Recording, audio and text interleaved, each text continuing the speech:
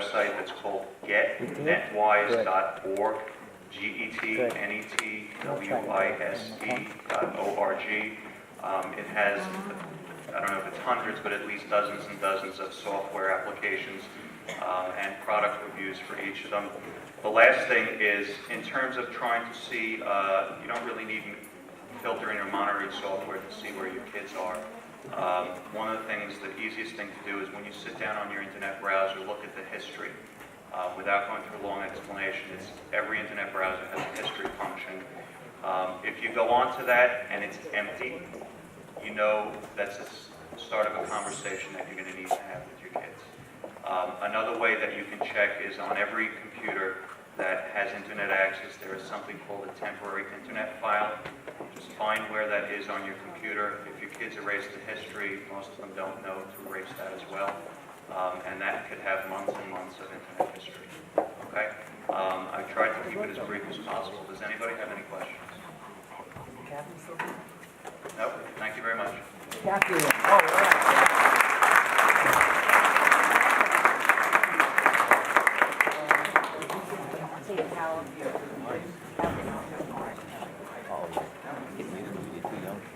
There are a few handouts that you can do as well.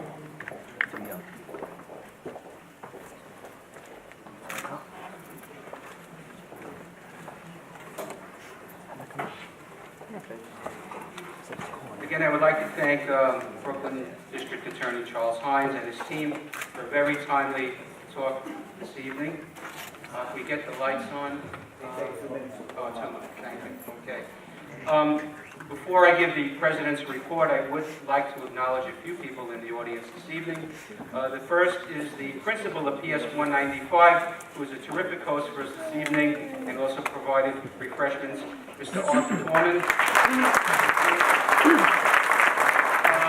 the audience, we have our favorite City Councilman, Michael Nelson.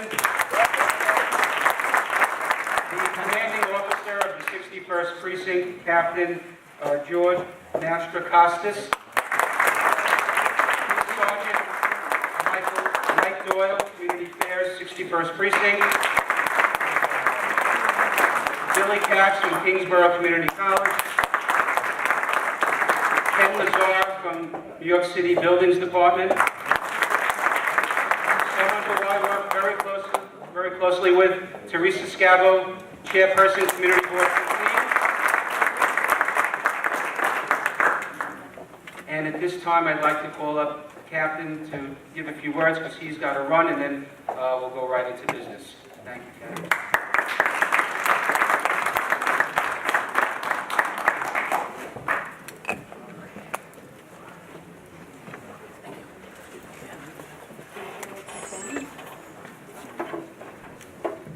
Good evening, everybody. My name is George Mastrakostas. I'm the new commanding officer of the 61st Precinct. Come this Friday, I'll be there 2 months. On my way here, I was thinking about what I'm going to speak about, and actually, I didn't think I was going to reintroduce myself, but looking in the audience, I'm seeing a lot of new faces that I didn't see a couple of months ago when I went to the first Manhattan Beach meeting, so I'll reintroduce myself. I have approximately 14 and a half years on with the New York City Police Department. I've been a captain for a little over 4 years. I spent my last 2.5 years at the 70th Precinct. Prior to that, I spent another 1.5 years in the 72nd Precinct, which is Sunset Park, Brooklyn. Prior to that, I've been a lieutenant sergeant, a police officer in Bay Ridge, Carroll Gardens, Red Hook area, Gowanus, and narcotics as well. In terms of crime, the police department looks at everything in terms of 7 major crimes, which are murder, rape, robbery, felony assault, burglary, grand larceny, and stolen vehicles. I'm happy to report for the past 28 days, there are 0 in the Manhattan Beach area.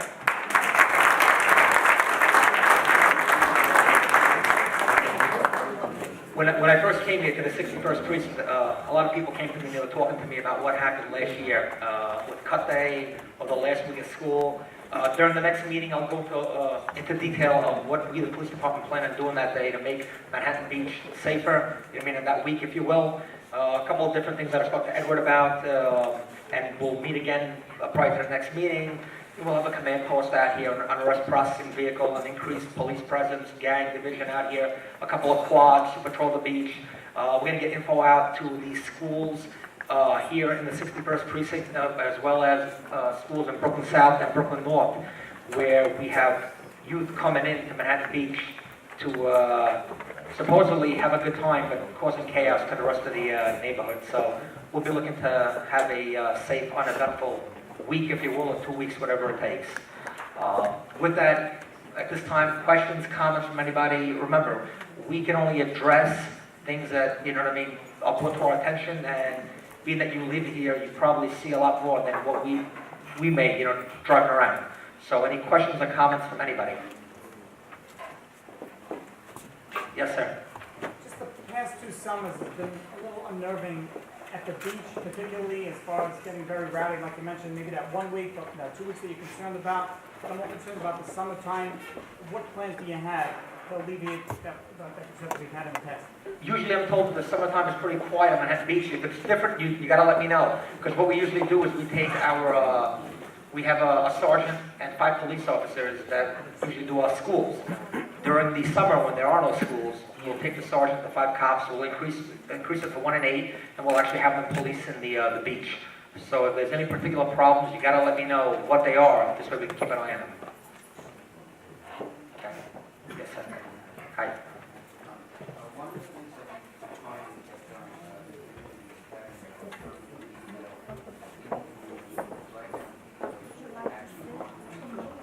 so when people come off the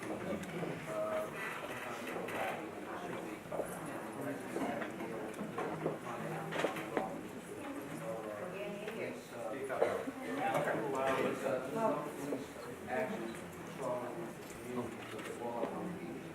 So we'd like to see a permanent detail where we have some patrol officers coming in the community when people start leaving the beach and to fill in the Okay. So we'll take a look at that, and maybe we'll shift some of our beach resources as the day we're talking about towards the end of the day when everybody starts leaving. And we'll just shift it around, and if anything, we'll just have the second concern stay in Manhattan Beach, patrolling the streets. Okay? Yes, ma'am.